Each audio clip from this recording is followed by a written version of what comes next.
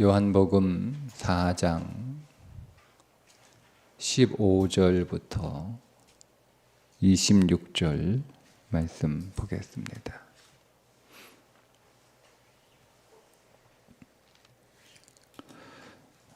여자가 이르되 주여 그런 물을 내게 주사 목마르지도 않고 또 여기 물 기르러 오지도 않게 하옵소서. 이르시되 가서 네 남편을 불러오라. 여자가 대답하여 이르되 나는 남편이 없나이다. 예수께서 이르시되 네가 남편이 없다 하는 말이 옳도다. 너에게 남편 5이 있었고 지금 있는 자도 네 남편이 아니니 네 말이 참되도다. 여자가 이르되 주여 내가 보니 선지자로소이다. 우리 조상들은 이 산에서 예배하였는데 당신의 말은 예배할 곳이 예루살렘에 있다 하더이다. 예수께서 이르시되 여자여 내 말을 믿으라. 이 산에서도 말고 예루살렘에서도 말고 너희가 아버지께 예배할 때가 이르리라. 너희는 알지 못하는 것을 예배하고 우리는 아는 것을 예배하느니 이는 구원이 유대인에게서 남이라. 아버지께 참되게 예배하는 자들은 영과 진리로 예배할 때가 오나니 곧 이때라. 아버지께서 자기에게 이렇게 예배하는 자들을 찾으시느니라. 하나님은 영이시니 예배하는 자가 영과 진리로 예배할지니라. 여자가 이르되 메시아 곧 그리스도라 하는 이가 오실 줄을 내가 아노니 그가 오시면 모든 것을 우리에게 알려 주시리이다. 예수께서 이르시되 네게 말하는 내가 그라 하시니라. 아멘. 자, 이제 사마리아 여인에서 남편이 없는 여인으로 그 역할이 바뀌어 오늘 말씀에서 우리를 찾아오고 있는데, 그러면 이 남편이 없는 여자가 도대체 누구냐? 이 남편이 없는 여자를 그냥 우리가 본문에 소개하고 있는 그대로 5번 결혼했고 5번 이혼했고죠. 5번 이혼했고 현재 살고 있는 남자와도 혼인신고를 하지 않은 채 동거하고 있는 여자. 이렇게 우리가 제한해버리면 이 말씀은 나에게 적용할 수가 없어요. 우리는 5번 이혼하지도 않았고 혼인신고 없이 동거하고 있는 상태도 아니기 때문에 이 말씀을 우리가 적용할 수 없죠. 그럼 우리가 이 말씀을 적용하려면 이 5번 이혼하고 현재 동거하고 있는 이 여자의 본질이 뭐냐라는 것을 우리는 질문해야 됩니다. 성경에서 율법을 남편으로 비유한 구절이 있죠. 요한복음 7장 2절부터 4절에 나와 있는 말씀입니다. 사도 바울이 율법을 설명하기 위해서 남편을 비유로 설명을 합니다. 남편이 있을 때는 그 남편의 법에 얽매여 있으나 남편이 죽으면 그 법에서 자유롭게 된다, 이렇게 말씀하는 내용이에요. 그러면 여러분, 이 5번 이혼한 여자는 우리가 이렇게 적용할 수 있겠죠. 율법과 5번 결혼했으나 실패한 여자. 그러니까 율법을 지켜보려고 애를 많이 썼어요. 그러니까 말씀대로 한번 살아보려고. 그러니까 우리가 하나님의 말씀을, 성경을 우리가 율법으로 받을 수 있잖아요. 그 말씀을 내가 꼭 지켜야 되는 명령으로 이렇게 우리가 받게 되면 내가 말씀을 지켜보려고 애를 많이 써요. 그래서 한번 내가 말씀을 잘 지켜봐야지, 그렇게 율법하고 결혼을 한번 했어요. 근데 율법을 못 지켰어요. 실패했어요. 이혼한 거예요. 아유, 나는 말씀을 못 지키는 사람인가 보구나. 나는 말씀 안 되는 사람이구나. 예, 포기해요. 그러다가 또 이제 아쉬운 거예요. 또 한번 올해는 내가 다시 한번 도전해 봐야겠다. 내가 언제까지 이렇게 살아야 되나. 지난번 실수를 교훈 삼아 이번엔 실패하지 말아야지 하고 또 말씀대로 살아보려고 애를 써보는 거예요. 또 실패했어요. 이혼한 거예요. 난 역시 안 되는 거보구나. 그렇게 하기를 5번 반복을 한 거예요. 말씀을 지키려고 애를 쓰다가 한번 해보려고 노력했는데 안 돼서 포기했다가 또 다시 한번 도전해보고 또 안 돼서 포기했다가 또 다시 한번 도전해보고 또 그래서 안 돼서 또 포기했다가 또 이렇게 5번 도전해. 5번 도전까지 했는데 다 안 된 거예요. 그러니까 이 여자는 5번까지 여러분 도전한 것도 굉장한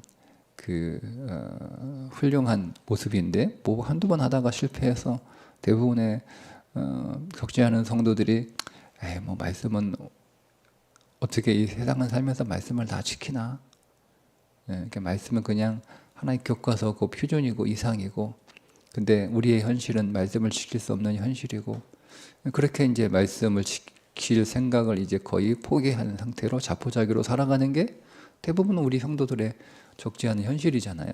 근데 여러분, 이 여인은 5번까지 그렇게 시도를 했다는 것, 굉장히 여러분 우리가 좀 주목해서 봐야 될 부분입니다. 근데 이제 5번 실패했으면 이제 지친 거예요. 그때 너무 지친 거죠. 하려고 했는데 안 되고 또 안 되고 또 안 되고 또 안 되고 하는 게 5번 반복하면서 많이 지치고 상심하고 자신감도 잃어버렸을 거 아니에요? 그런데도 불구하고 아직 미련이 남은 거예요. 그런데 이제는 자신이 없으니까, 이번에 내가 또 실패할 수 있으니까 사람들한테 내가 올해 성경독 한번 해볼 거야. 뭐 내가 이번에 올해 뭐 새벽기도 한번 완출해 볼 거야. 내가 올해 공예배 완출해 볼 거야. 뭐 이렇게 이제 말을 못 하는 거예요. 그 전까지는 막 이렇게 해보겠다고 사람들에게 막 공포하고 뭐 이렇게 했는데 계속 이제 막 실패하니까, 그러니까 이제는 사람들한테 그 말도 못 하겠는 거예요. 왜? 또 이제 실패할 것 같으니까. 그러면 또 얼마나 창피해. 지금도 창피한데 저는 말만 하고 지키지 못하는 사람이라고 그렇게 낙인찍힌 것 같고, 사람들 나를 그런 시선으로 자꾸 보는 것 같잖아요. 그러니까 이제는 말도 못 하는 거예요. 말을 못해. 공개적으로 말은 하지 않지만 이제 나 혼자 속으로 한번 해봐야지. 한번 해봐야지. 예. 왜냐면 이제는 말할 수 없으니까. 말하면 또 더 부끄러워지니까. 그런데 또 포기할 수 없으니까 한번 해보고 싶은 거예요. 근데 말하지 않으니까, 내가 한 줄 사람들이 모르니까 이제 나는 실패한 거지만 사람들은 실패한 게 아니잖아요. 그런 상태. 여러분 이해가 되시나요? 네. 그런 상태. 그래서 지금은 동거 상태. 내가 혼자 속으로는 도전했으나 공식적으로는 도전하지 않은, 그냥 속으로만 도전하고 있는 상태. 왜? 혹 실패할 수도 있으니까. 또 실패하면 또 내가 또 너무 부끄럽고 창피하니까. 그러니까 우리가 그런 이 상태에 있게 되면 이제 사람들이 좀 부끄럽죠. 사람들 눈에 뭐 이렇게 자신감도 없고 사람들 피하게 되고. 왜? 나는 이제 사람들에게 어떻게 인식이 된 거예요? 말만 하고 지키지 못하는, 계속 실패하고, 처음에는 또 얼마나 여러분이 막 호언장담하며 시작을 해요. 2번, 3번, 4번, 5번까지 이렇게 가게 되면 자신감이 확 떨어지는 거죠. 그래서 이제 동거 상태에 들어가 있는 여인. 이거를 더 확장해 볼까요? 더 확장해 보면, 여러분 율법은 우리가 도전하는 모든 것들이에요. 내가 공부를 잘하고 싶어. 내가 이번에는 10등 안에 들어가야지. 뭐 내가 모든 성적을 90점 이상 다 맞아야지. 도전을 한 거예요.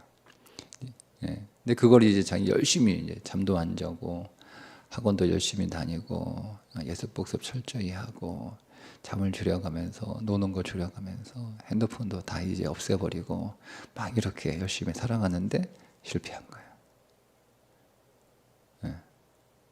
근데 또 나는 안 되나? 나는 머리가 그렇게 나쁜가? 나는 공부가 체질이 아닌가? 뭐 이렇게. 그러다가 또 이제 또 한 번 도전해 보는 거죠. 그럼 포기할 수 없으니까 또 한 번 도전해 보는 거예요.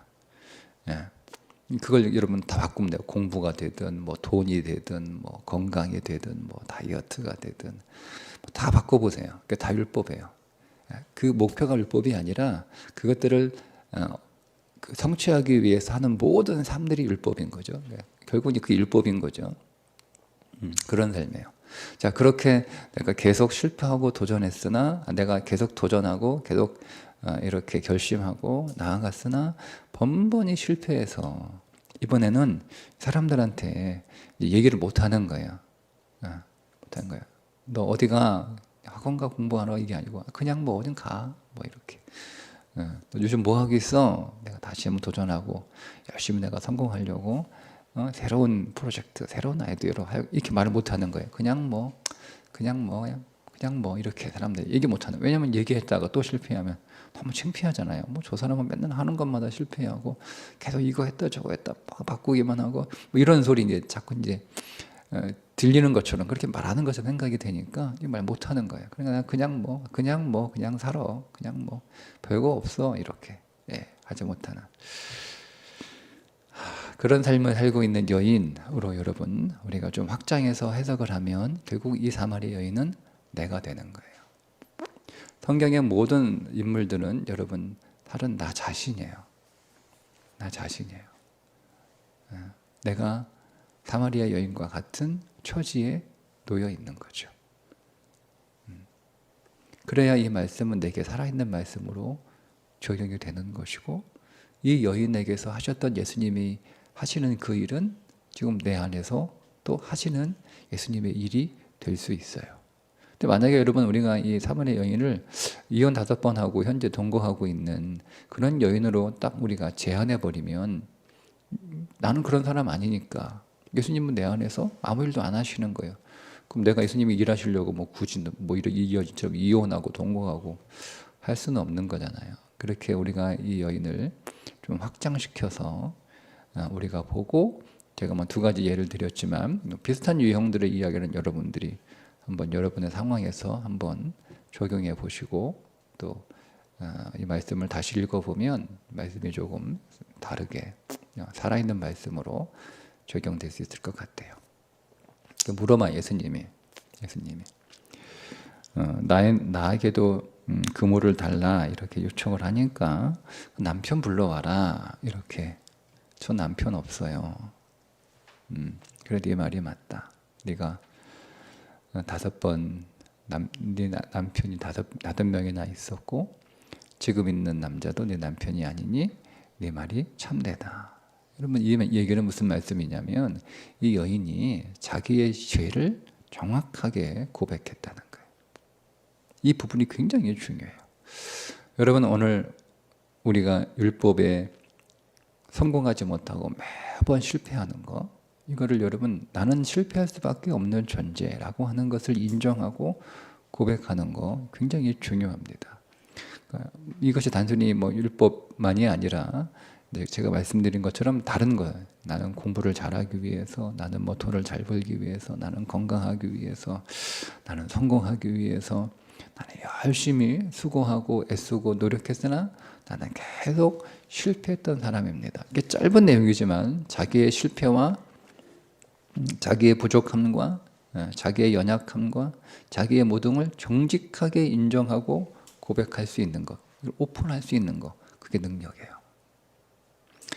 이게 왜 중요하냐면 그 능력이 그러니까 그 오픈이 시작이 되자 이 여인은 거기에서 벗어나 인생의 본질적인 질문을 하게 됩니다. 갑자기 주제가 확 바뀌잖아요. 예배에 대한 주제로 확 바뀌어버려요.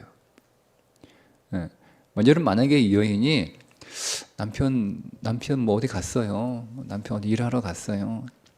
남편 뭐 어디 뭐 출장 갔어요. 뭐 이렇게 둘러대면 이 여인은 자기의 실패를 숨기고 있는 거예요. 자기의 실패를 오픈하지 않는 거죠.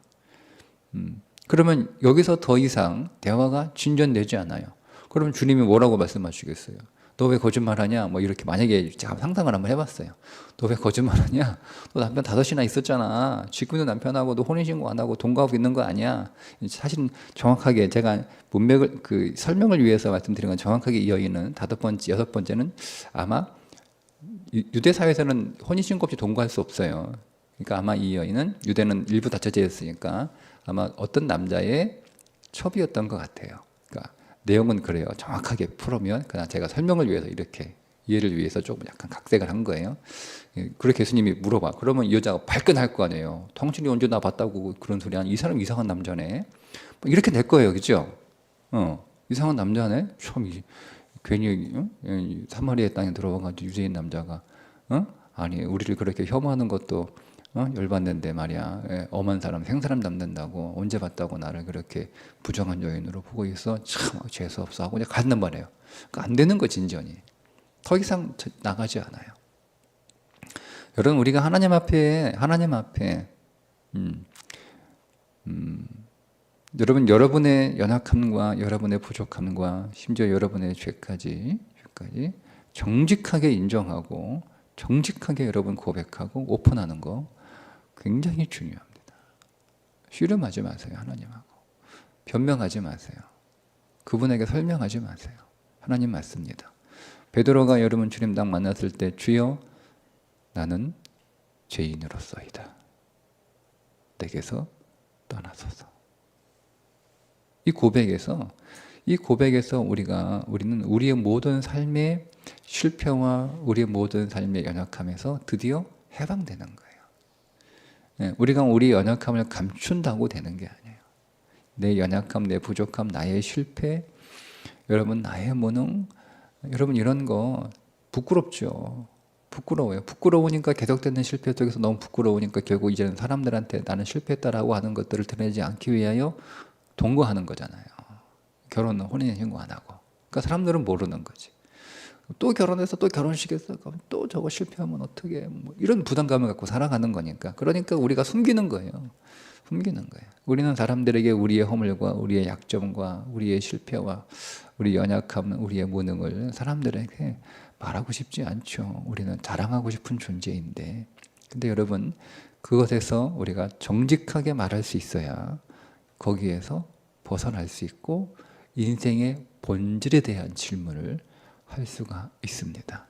자, 이 여인이 정확하게 주님 앞에 자기의 연약함, 여자는 숨기고 싶어가지고 난 12시에 그 땡볕에 물길러 왔단 말이에요. 사람들 피해서 아무도 그 시간에 물길러 오는 사람은 없으니까 다 지금 자고 있는 오침 시간에 이 여인은 그 땡볕에 물을 길러 온 거예요. 사람들을 피해서 숨기고 싶은 거죠.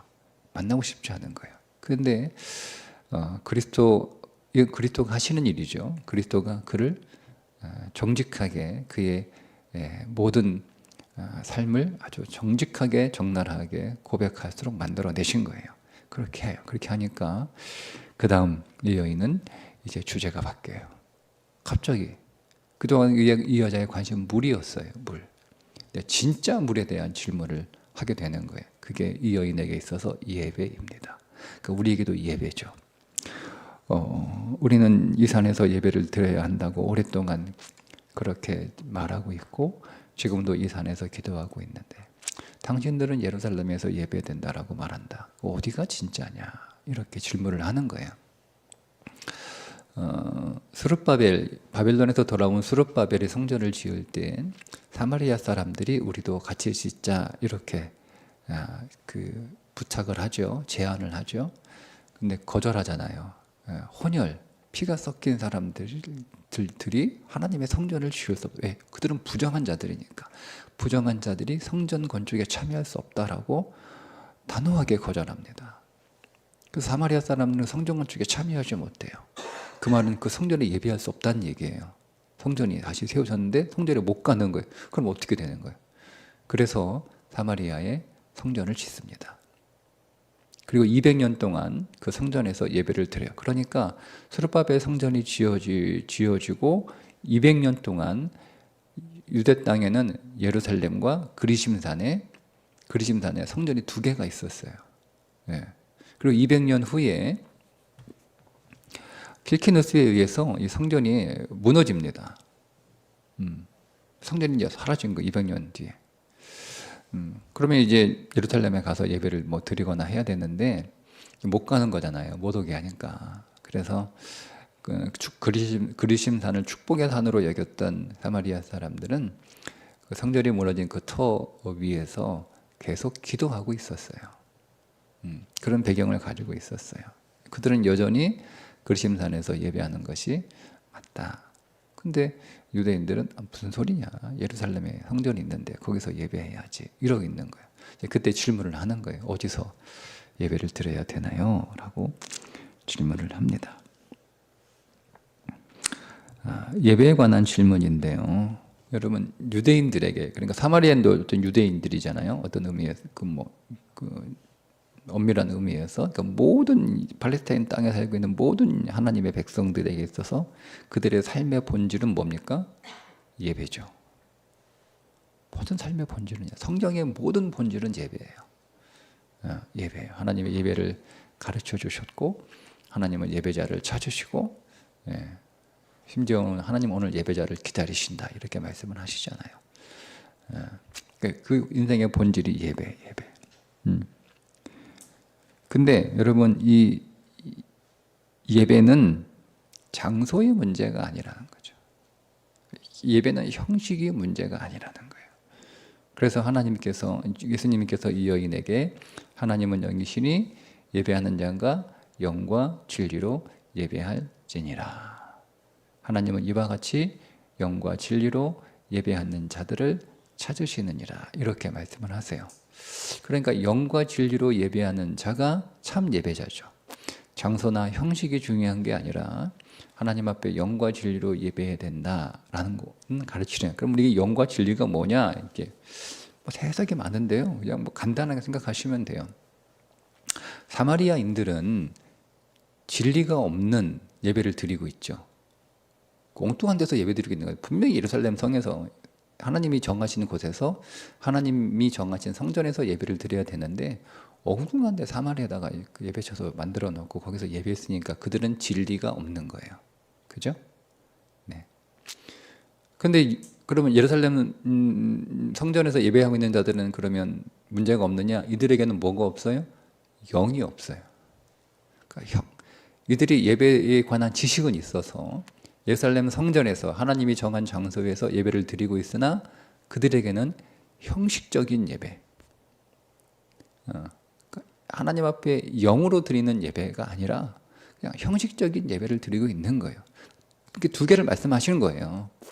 사마리아인의 예배가 틀렸고 유대인의 예배가 틀렸다는 거죠.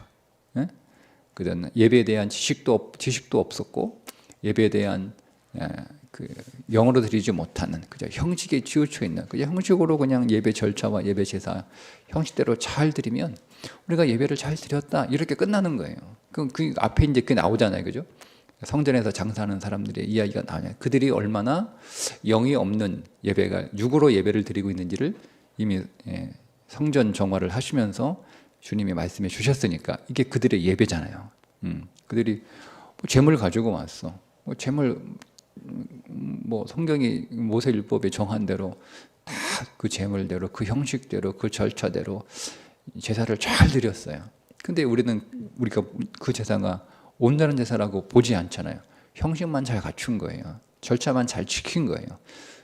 그런데 그들 안에 영이 없는 거죠. 하나님의 마음으로, 하나님의 영으로 예배드리지 못하는 거죠. 이게 없는 거예요. 그러니까 하나님은 찾으시는 거예요.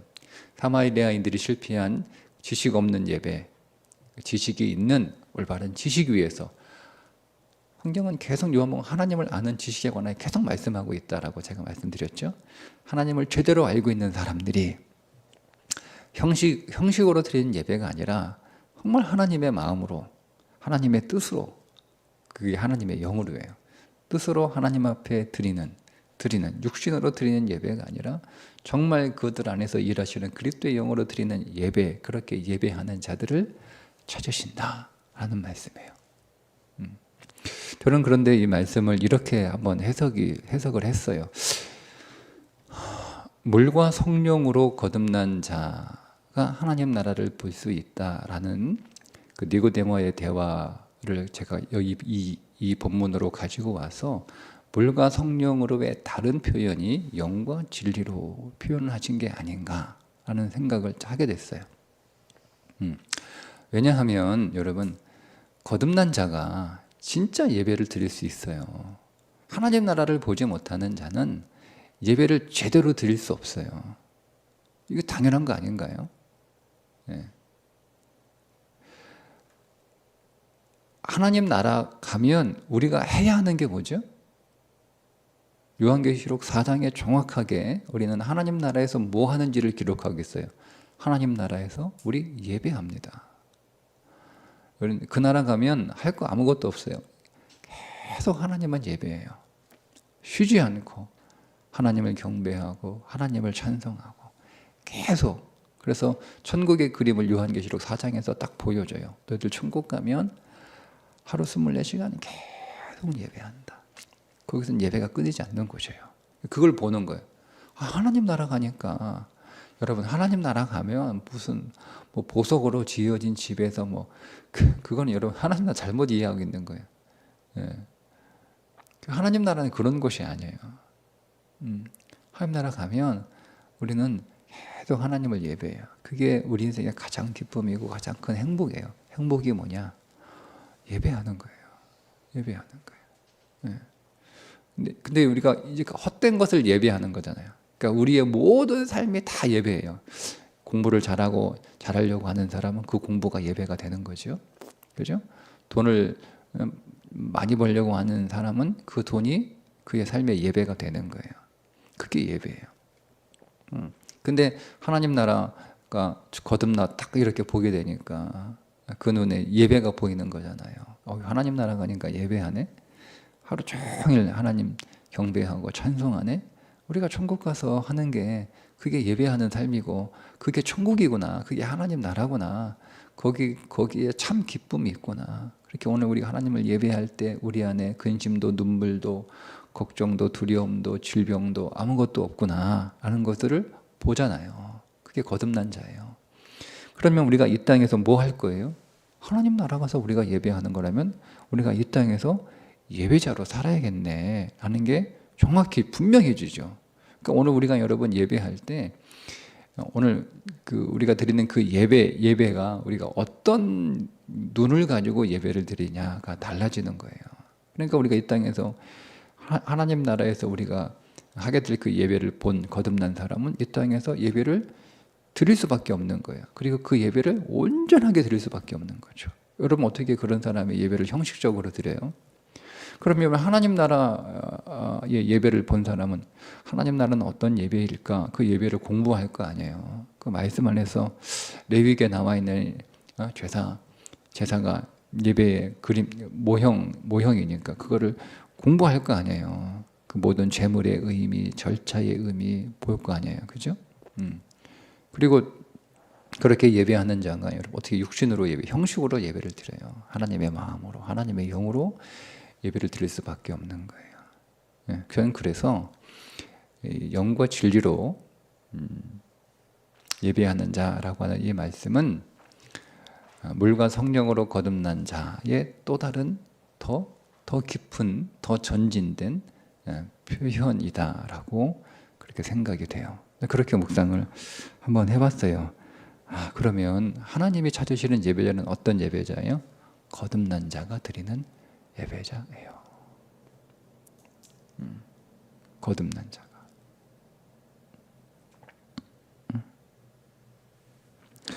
그러니까 거듭나지 못한 자는 언제나 율법에 실패할 수밖에 없다는 뜻이죠. 거듭나지 못하면 언제나 율법에 실패해요. 언제나. 거듭나지 못한 자는 내가 아무리 하나님의 말씀을 지키려고 그 말씀을 순종하려고 애를 써도 그 말씀을 순종할 수 없습니다. 하나님의 말씀은 우리가 육신으로 힘을 낸다고 해서 거듭나지 못한 자가 노력한다고 지킬 수 있는 게 아니에요. 그걸 이스라엘 백성들이 정확하게 보여주잖아요. 하나님이 계명을 주시잖아요. 한번 지켜봐라, 너희들이 지킬 수 있는지. 지키라고 주신 게 아니라 지킬 수 있는지 좀 보라고 주신 거예요. 그러니까 철저하게 실패하잖아요. 거듭나지 못한 자는 하나님의 말씀에 성공할 수 없어요. 그건 율법은 단순히 하나님의 말씀으로만 우리가 제한하지 말고 삶을 더 확장시켜서 우리의 모든 삶이라고 여러분 적용하면 거듭나지 못한 자는 인생의 모든 삶에 성공할 수 없습니다. 그런 게 계속 실패하는 거예요. 이 여인은 그래서 거듭나지 못했기 때문에 계속 실패했던 거예요. 계속 결혼하고 또 실패하고 결혼하고 또 실패하고. 노력을 왜 안 했겠어요? 단순히 여러분 이 여자가 5번 이혼했다고 해서 남자 좋아하는 여자라고 생각하시면 여러분 이 성경에 등장한 이 여인을 너무 우리가 잘못 평가하고 있는 거예요. 그렇게 우리가 볼 수 없어요. 이 여자는 정말 잘 살아보려고 성공해 보려고 계속 시도하고 도전하고 노력하고 애쓴 사람이에요. 내가 왜 실패했지? 내가 뭐가 문제였지? 뭐가 잘못됐지? 계속 보면서 계속 다시 도전하고 다시 도전하고 다시 도전하고 계속 실패하잖아요. 여러분 거듭나지 못한 인생은 결국 모든 일에 실패할 수밖에 없다라는 겁니다. 그것을 가르쳐 주는 거죠. 그래서 하나님은 우리의 모든 삶을 하나의 그 단어로 그 표현되는 예배라고 하는 단어를 사용하셔서 하나님은 거듭난 자를 찾으신다는 거예요. 영과 진리로 예배하는 사람. 그러니까 거듭나지 못한 자가 하는 모든 일은 다 실패하니까 그는 계속 갈증을 생길 수밖에 없고, 그래서 계속 물길로 오는 거예요. 계속 물길로.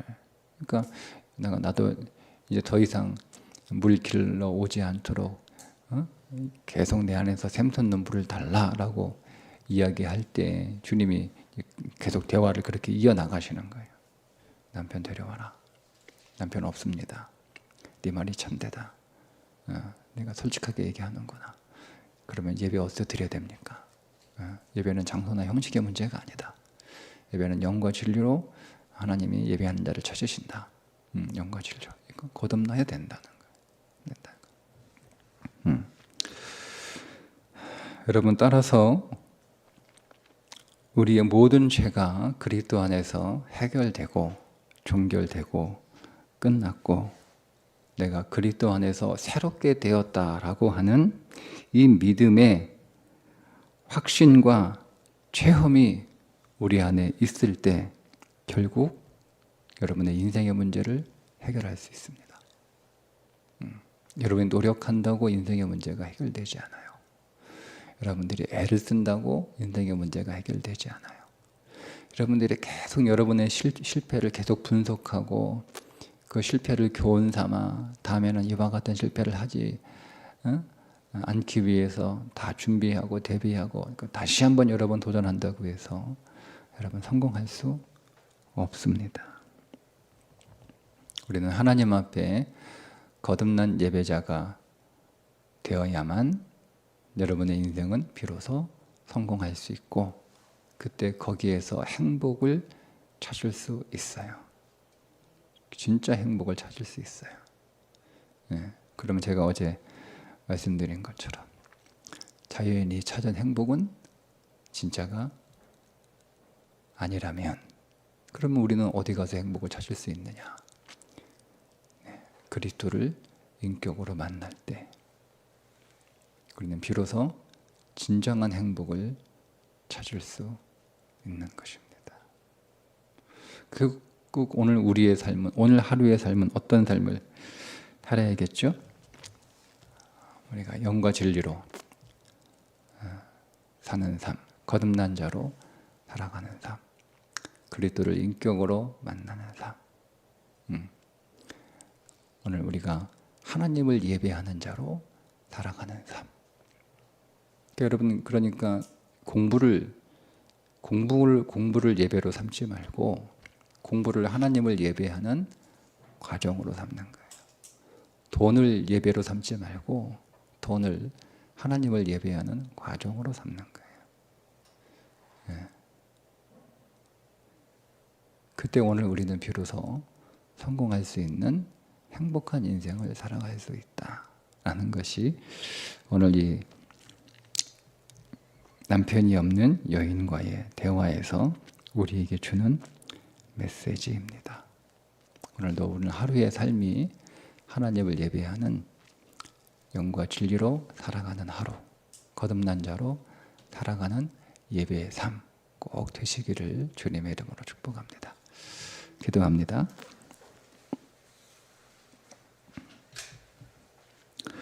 하나님 아버지, 오늘도 우리가 이 여인처럼 주님 앞에 우리가 우리 육신으로 살았던 삶의 허물과 죄악들을 정직하게 인정하고 고백하는 사람이 되게 해주시고, 결국 오늘 우리의 삶의 모든 문제는 나의 노력과 성실함의 문제가 아니라 우리가 하나님 앞에 진정한 예배자가 되지 못하였음을 깨닫게 해주셔서 영과 진리로 물과 성령으로 거듭난 자가 되었으니, 오늘도 우리 안에서 일하시는 그리스도를 발견하고 그 그리스도를 신뢰하고 그 그리스도를 힘입어서 우리의 모든 삶이 예배가 되게 하여 주옵소서.